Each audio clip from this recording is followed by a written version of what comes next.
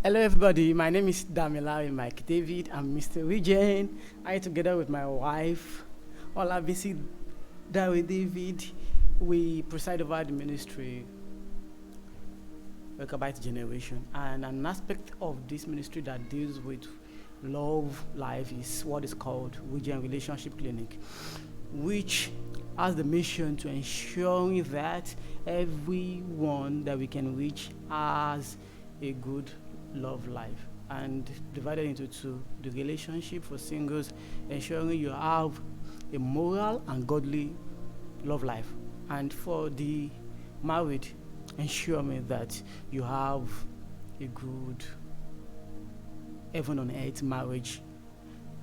And this aspect of teaching is focusing on the marriage, and this we are going to be having the conclusion of the teaching we started 2 weeks ago. I was not available last week, so I'm very sorry. And we talked about bedroom vocals. Bedroom vocals. Bedroom vocals. It's a topic that we started last week on how we should respond in our bedroom. We've been able to, last week, 2 weeks ago, we were able to discuss, we read some of the mails we received in our inbox. That reminds me, if you need to send us a message, maybe for counseling, or you want us to coach you, you have a problem, you want us to deal with together, you can send us a mail at regenrelationship@gmail.com. regenrelationship@gmail.com. And you can send us a WhatsApp message or Telegram message on +234 803-490-4282. So last time we met on this topic, when we started, it was a form of introduction, and we were able to read out to us some of the challenges some men and women they face in the bedroom as it has to do with vocals. We've segmented all the males, and we've been able to see that being vocal in bedroom is very important. It kills boredom, it makes it more interesting, it kills the stereotype way of doing things. And now today will be a little bit deep. It may sound a bit funny. Don't mind me, I'm still born again, because a few things we'll be discussing today may sound funny, but really, the Bible says that we are the same. So I don't expect us to be shy, especially when it has to do with man and the wife. This teaching aspect of this teaching is meant for married people only. Please, married people only, as much as we may not be able to control that, but just ensure you're married before you assess this teaching. So let's go ahead. The topic: bedroom vocals, written by Damilare Mike David. And now we'll be going to the next slide where we stopped. What do we now need to do? Having read what a lot of people have sent to us, that's their story. Now, let us now look at what should we do in bed. A lot of things to make our sex life in our matrimonial bed very interesting, but we are focusing on the vocals now, response. And I think I was able to tell us that being responsive in bed is not limited to voicing alone. It can be your action, your countenance. And I told us that it's not only when you are in bed, when you are making love. It starts from before you even start making love at all, during your love making, and after. So for you to start this, even before you make love, there's a level of friendship that you should have with your wife, with your husband. So you should not be former couple. You should be friends. Don't make it too formal, strictly husband and wife thing. No, you guys should be very close. It is when you are friends that can tell each other anything. That's when you can now have the freedom. Let's say you can be free to talk to yourselves. You can be vocal about this. Yeah. So let's go ahead. Now, feedback versus instruction. Feedback is a response to what you are enjoying or not, while instruction is telling him where to go, what to do, touch for good feedback. Now, when we are talking about being vocal in bed, it comes in two ways. Number one, a feedback. Number two, an instruction. And I've been able to break it down here. That is, feedback is when you are giving a response about the action, if you are really enjoying it or not. If there's a pain, sometimes lovemaking may be a mixture of, how do I put my words? A mixture of pleasure, okay, let me say pleasurable pain. That is a mixture of endurable pain and pleasure. So let's call it pleasurable pain. There are sometimes it gets to a point that, wow, it's really but it's so good. It feels so nice. So sometimes, or many times during the process, you just need to give this feedback and let the man, the woman know that he has actually gotten something right. It takes so much for that man, for that woman to be able to get that aspect right. And you need to let him know. If he doesn't know, he may, in a matter of seconds, switch back to the other things he has been doing that you don't even like, that you're not even feeling. So once you give that form of response, it can be in form of body reaction, it can be in form of talk, or you just directly say, yes, you got it, girl. You got it, man. Don't mind, I said it's going to be a bit funny today. That man or that woman picks that scene, knows that, oh, I did something that this woman likes just now. Okay, fine. He puts it in his what? In his what I call it, in his wallet. He keeps it there. Okay, I think I should introduce this more. And how will he be able to get that? Because he gave a response that gives him an hint that, oh, I've done something right. And on the other hand, instruction is telling him where to go touch for good feedback. That is, okay, he has not gotten something you want right, or he's doing something that you don't really like. So you're telling him, okay, hold on, go here, do it this way, touch here, do this, do that. So that is the two ways that feedback and instruction, that are the way feedback and instruction, those are the two ways we can express our vocal in bed.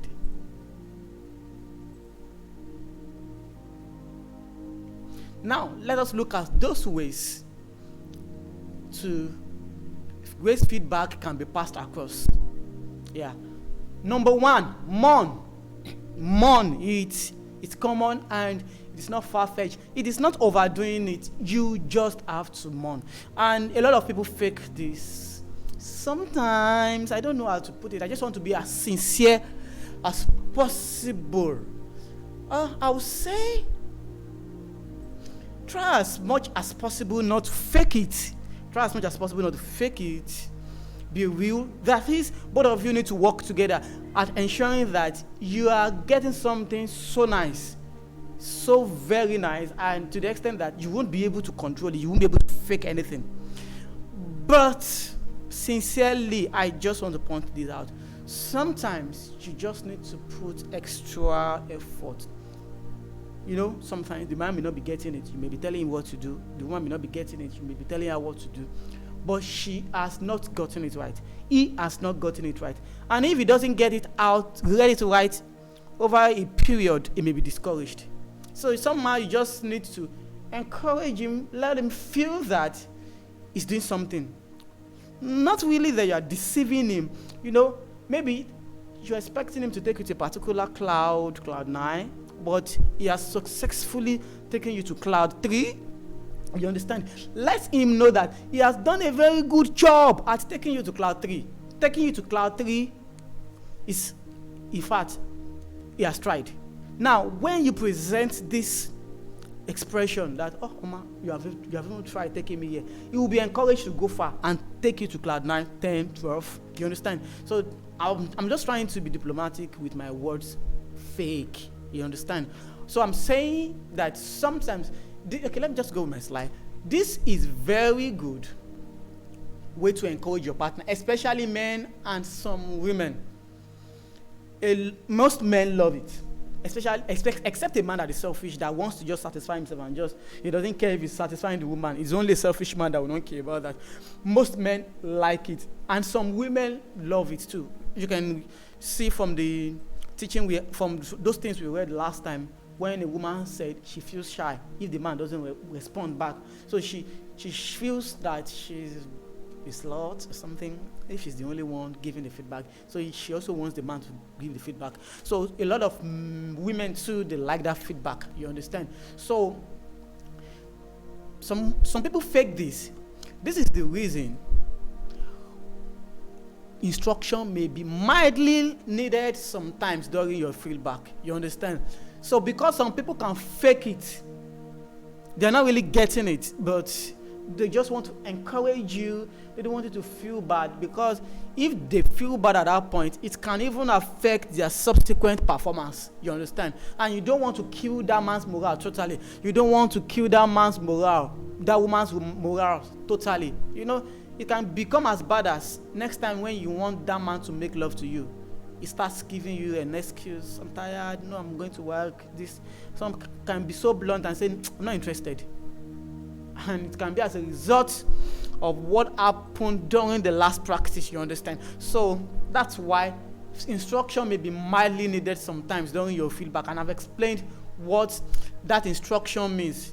But look at that word, mildly. So you should be very, very careful of how you instruct. Don't pass the message across as if you are just controlling. I beg, please. You can't just do this. Don't you know that? Are you doing the person that, you know? Just like, you can be very simple. Tell him where to touch, you know. Tell him where to touch. Tell him where to suck. And good to hit. How deep or shallow it should go. How fast or slow. How he should ride, etc.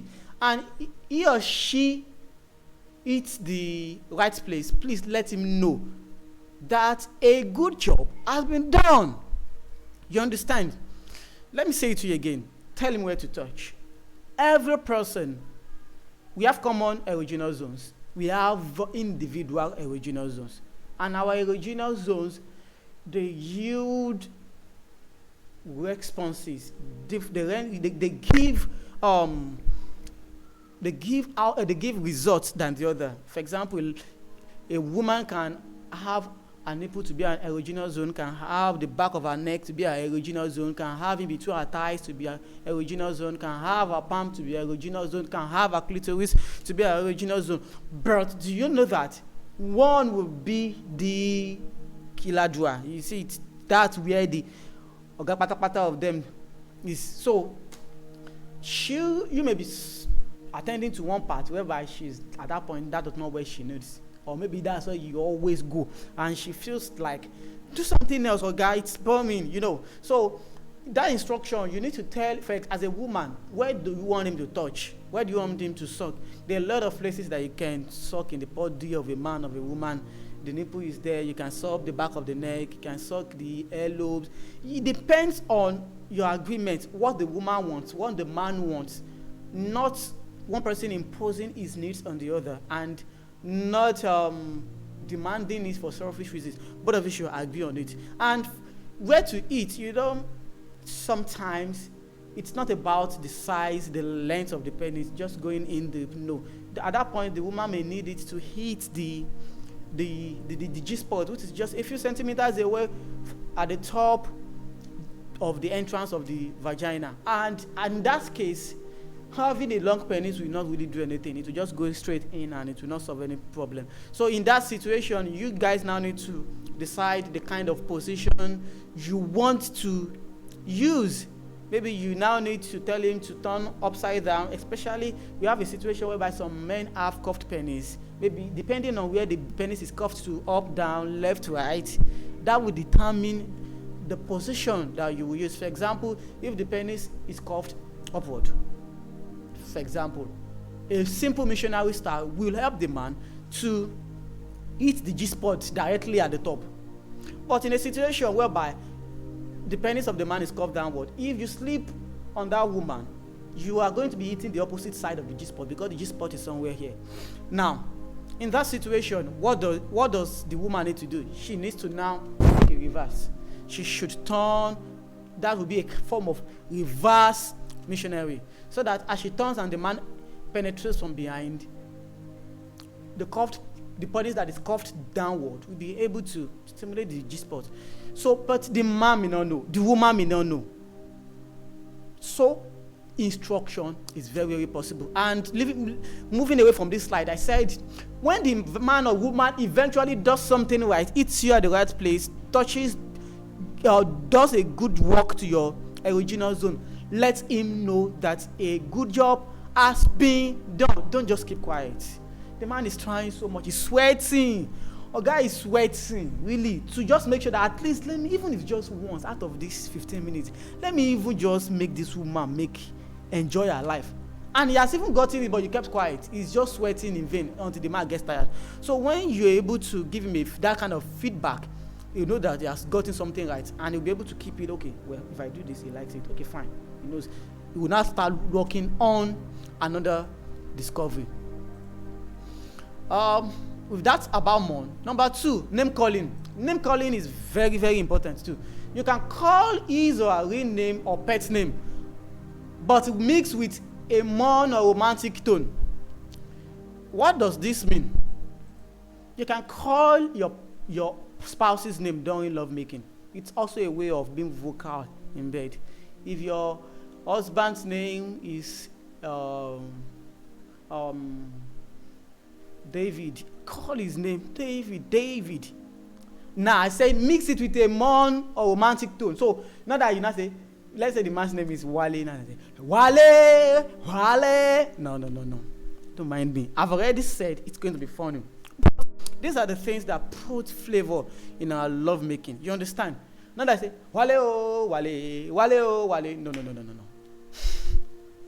You make it sound so loved. If you're going to ask, I have to be practical to make it as enlightening as possible. If you're going to attach a Mon tone or a romantic tone, just give it that expression. Oh, Wale. There's a difference between Wale, or oh, Wale. You see, there's difference.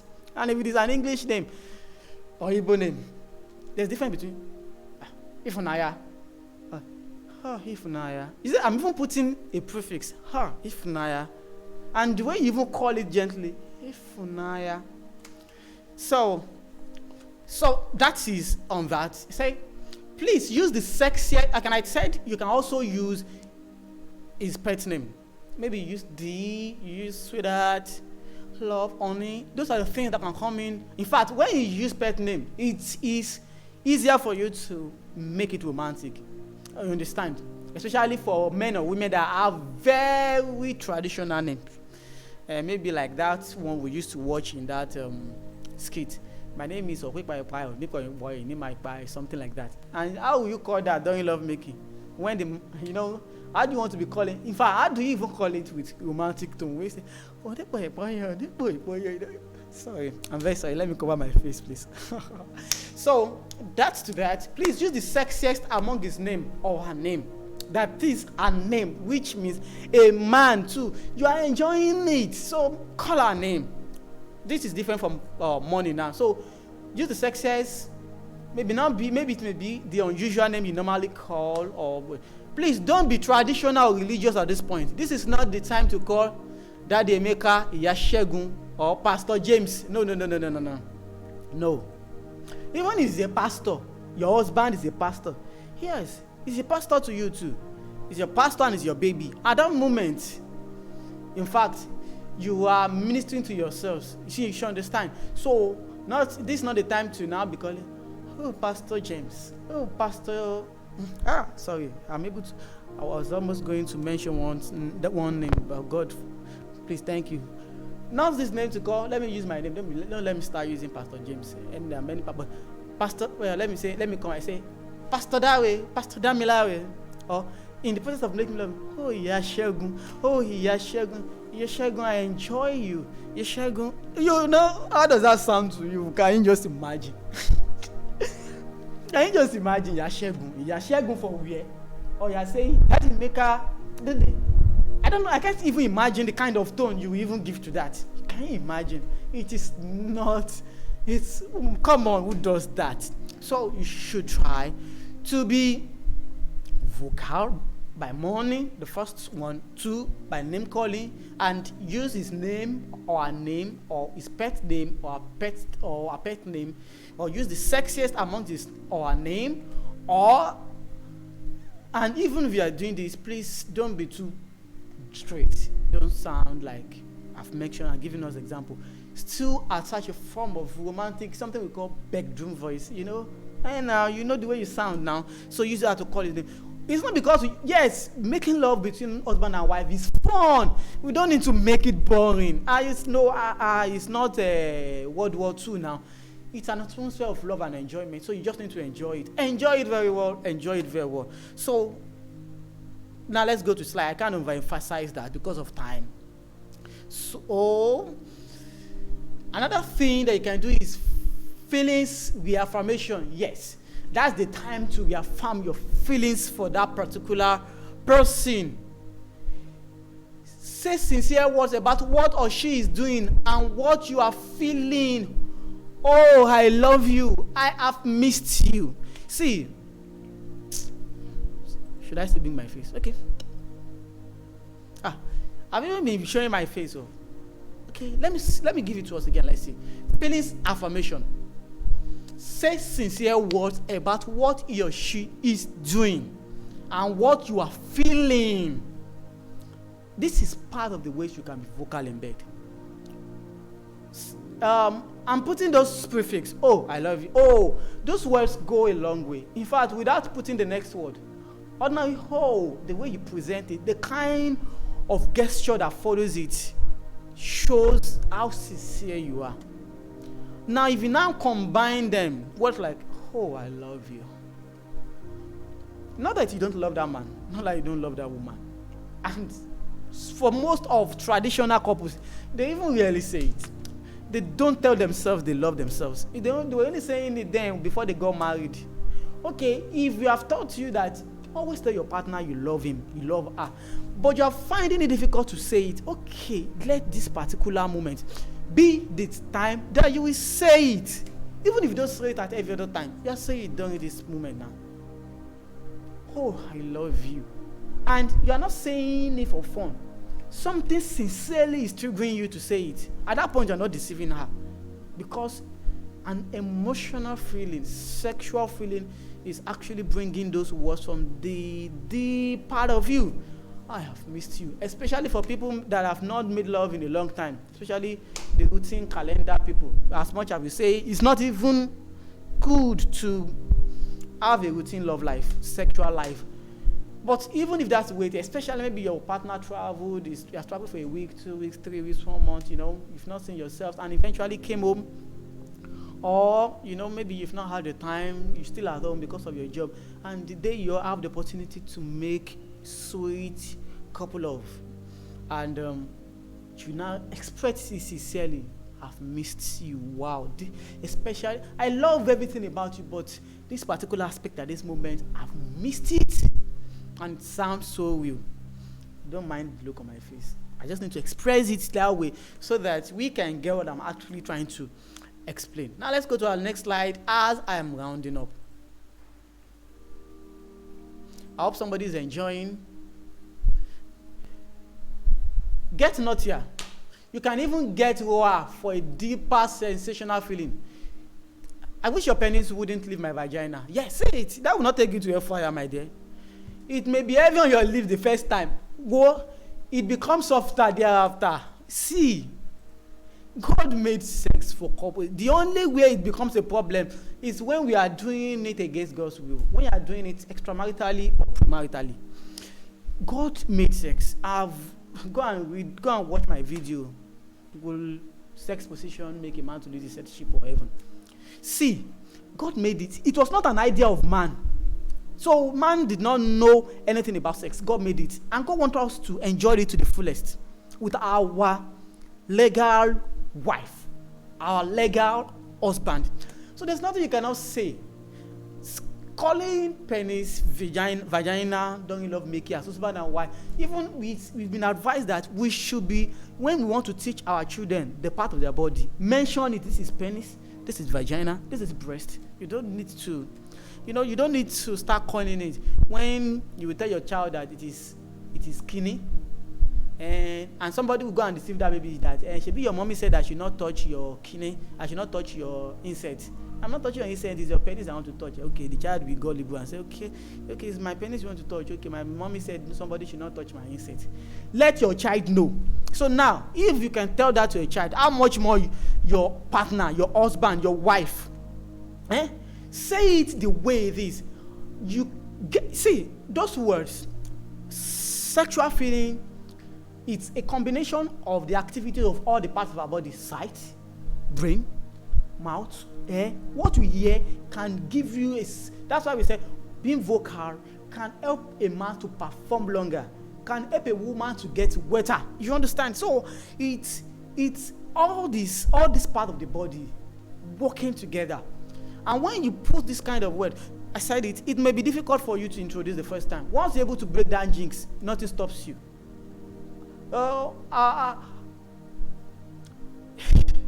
Okay. I wish your penis wouldn't leave my vagina. That's the woman. And that's the way it is at that moment. It is one kind of feeling that you cannot explain. I'm not a woman, but I know that there is a feeling. At least I'm a married man. So, and I know I'm feeling at that moment. So it's, for me too, at that point, I wish I wouldn't come out of that honey pot. Because it's so sweet. You understand?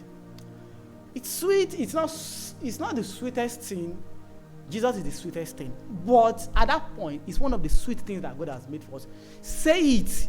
When you throw it to that your husband, his head will see.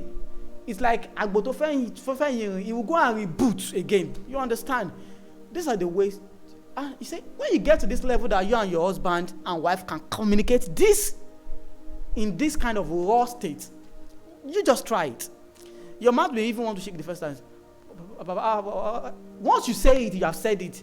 The man say, what did he just say? Then you have the boldness to say it again. It will think at that moment, it will. I can tell you, when he says it or when you say it, after that moment, even when you guys are not making love, maybe he's in the office, he will keep remembering those words. These are little things. All these people used to snatch our husbands and wives. And I know that our marriage is more important. Is more important than all these words, all this little flavor. It's not worth it to lose our marriage. Yes, it is the responsibility of both the man and the woman, but let us include all these things. If not because to save our marriage alone, but at least to add flavor, to kill boredom, and to make it fun. Let's go to the next slide. As we're about to round up, I think I have two more slides. Yes. Before couples can get to this level, it means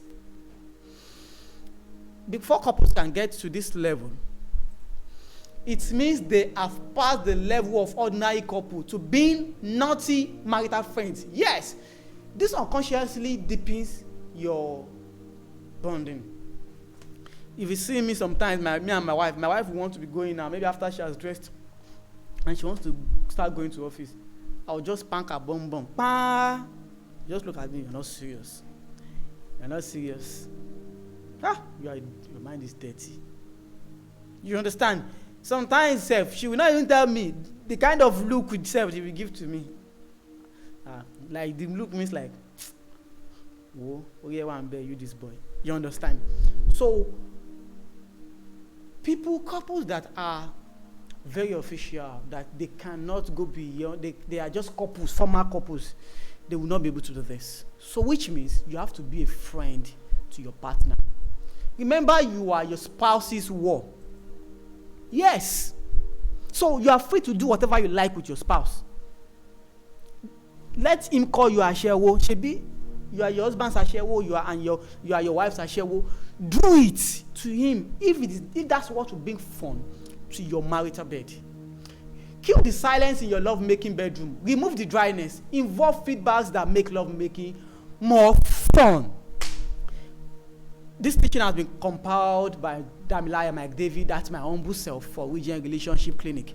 And you can follow us on Facebook, Instagram, and Twitter using @REGEN or #REGEN Relationship You can also go to look for our videos that we've been building,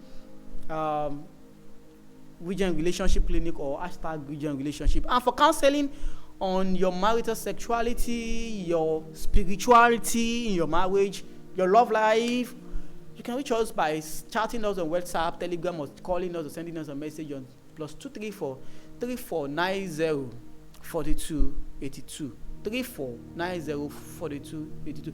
We'll be very, very happy to receiving your messages, and I know that you will go ahead and start exploring your marital bed. See, the vocal.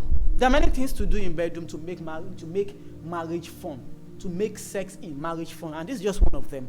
So if you are not part of our group, Sex Uncovered, please go and join on Facebook or on WhatsApp. So we're going to ask you questions to show that you're actually married. So you can actually join us. And every weekend, we try as much as possible to bring this teaching, because we don't want your marriage to fail on the table of sex. God bless you. Make sure you share this video. Share the link to your married friends, to the groups that comprise married people. So please, please, don't break your marriage. There is nothing that is beyond reconciliation. You both of you can work it out. You can discuss it. Marriage works when both parties, the husband and the wife, have individual and personal decision to be the good man and the good woman. Thank you very much, and have a nice day. See you next week.